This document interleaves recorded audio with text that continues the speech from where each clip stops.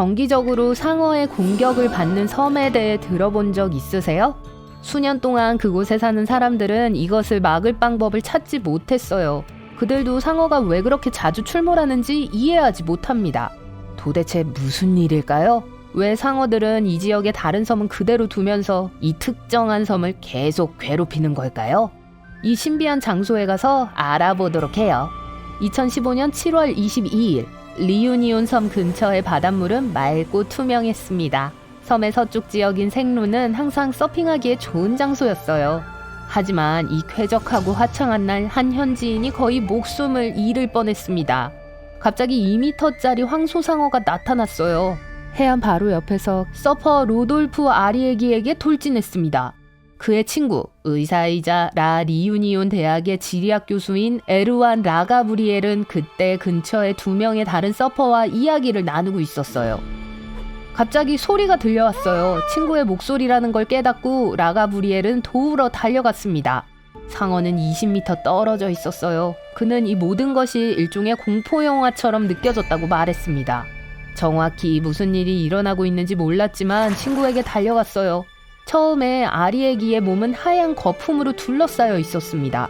그러다가 거품이 분홍색으로 변하기 시작했고 그 다음에는 빨간색으로 변했어요.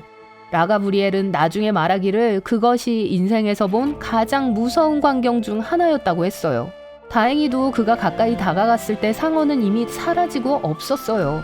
라가브리엘은 대부분의 경우 2번째 공격이 일어나지 않는다는 걸 알고 있었습니다. 그래서 서둘러 친구를 도왔죠. 그들이 해안으로 돌아오는 데는 시간이 좀 걸렸습니다. 라가브리엘은 친구를 해변으로 끌어올리고 즉시 서핑보드 끈으로 지혈대를 만들었어요. 그 후 아리에기 씨는 급히 병원으로 옮겨졌습니다. 다행히도 이 이야기는 좋은 결말을 맺었어요. 비록 45세의 남자는 팔을 잃었지만 여전히 살아남았습니다. 하지만 그는 운이 좋았어요. 이 소름 끼치는 이야기는 리유니온 섬에서 최근 수십 년 동안 일어났던 수십 건의 사건 중 하나에 불과하거든요. 리유니온 섬은 프랑스 해외 영토 중 하나입니다. 이웃의 모리셔스와 함께 마다가스카르 바로 근처에 위치해 있어요. 둘 다 호주와 같은 위도에 위치해 있습니다. 이 두 섬은 매우 비슷합니다. 거의 같은 기후와 자연 조건, 비슷한 언어와 문화를 가지고 있어요. 하지만 둘 사이에는 한 가지 큰 차이가 있습니다.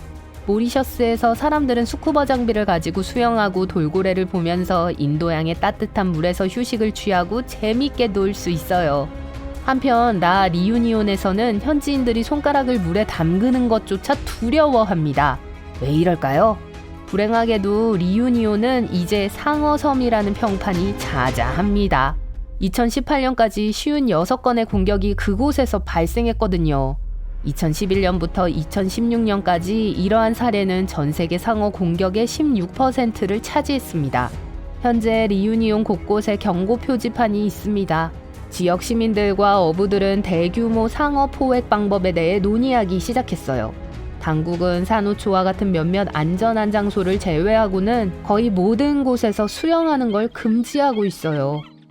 하지만 어부들이나 과학자들은 상어가 이러한 산호초 안으로 쉽게 들어갈 수 있다는 걸 알고 있습니다.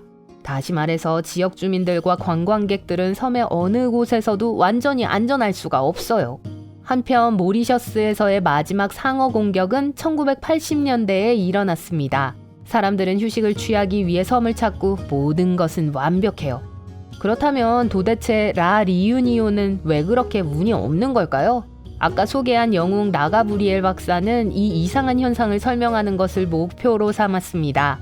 그의 연구는 지난 30년 동안 리유니온에서 상어의 공격 가능성이 23배나 증가했다는 걸 보여주었어요. 그리고 10건 중 9건은 황소상어로 밝혀졌습니다. 만약 이 상어에 대해 들어본 적이 없다면 우리가 상어라는 단어를 들었을 때 상상하는 모습과 정확히 닮았어요. 가장 흔한 종 중 하나고 영화와 만화에서 자주 볼 수 있는 종입니다. 황소상어는 모든 대양의 열대와 아열대 수역에서 삽니다. 대부분의 경우 호주와 남아프리카 사이의 남쪽 바다에서 발견되죠. 이곳은 심지어 상어 고속도로라는 별명이 있어요. 왜냐하면 상어들은 이 주변에서 어슬렁거리기를 정말 좋아하거든요. 또한 황소상어는 가장 공격적인 상어 종 중 하나이며 인간에게 매우 위험합니다. 불행하게도 이 상어는 다양한 염도의 내성이 강해요. 즉 기본적으로 민물에서도 문제없이 헤엄칠 수 있다는 뜻이죠. 하지만 리유니온 섬에서의 공격은 왜 그렇게 자주 일어나는 걸까요? 자, 수많은 이론과 이유가 될 수 있는 다양한 요인들이 있습니다. IRD, 프랑스 국립연구개발연구소의 연구원인 마크 소리아는 그의 팀과 함께 연구를 수행하기로 했어요.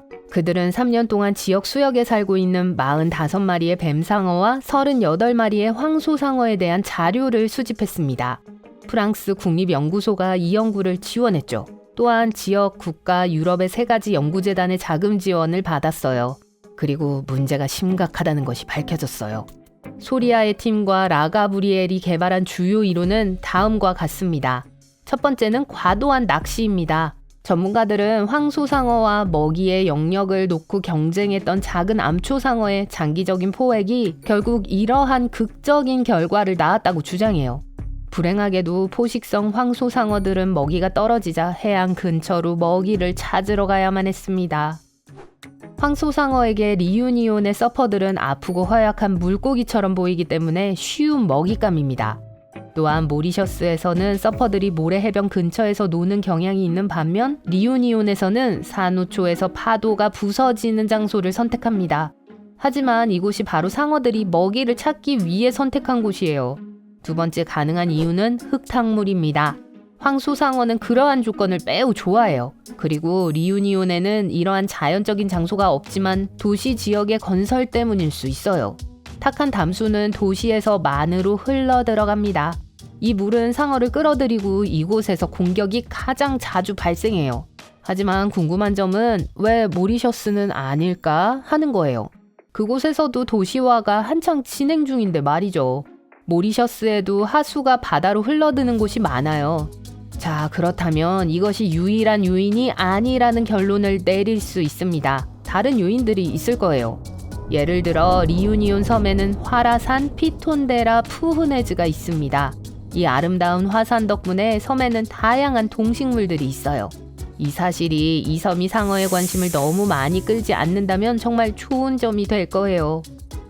화산 덕분에 리유니온의 해안은 덜 가파르고 해안으로 더 가까이 쉽게 헤엄쳐 올 수 있습니다. 그리고 화산의 경사면에서 떠내려온 퇴적암은 황소상어를 유인할 수 있어요. 이미 말했듯이 이 상어들은 흙탕물을 좋아해요. 몇 가지 다른 이론들도 있어요. 예를 들어 라가브리엘은 공격이 상어 개체수의 증가와 관련이 있을 수 있다고 제안합니다. 아니면 아마도 황소상어들이 짝짓기 기간 동안 더 공격적이 되기 때문일 수도 있어요.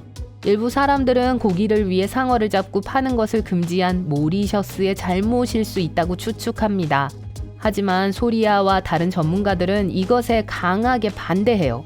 두 섬 모두에서 상어 고기를 구입한 사람들은 많지 않기 때문에 이유가 될 정도는 아니었죠. 어쨌든 이 모든 상황이 리유니온에게 많은 긴장감을 불러일으켰어요. 현재 인구의 대부분이 상어를 대규모로 포획하는 것을 지지하고 있습니다. 사람들은 또한 섬 근처에 수중 울타리를 만들었고 이 울타리 유지 비용으로 연간 100만 달러가 들어요. 극단적으로 보일지 모르지만 극단적인 시기에는 과감한 조치가 필요하죠.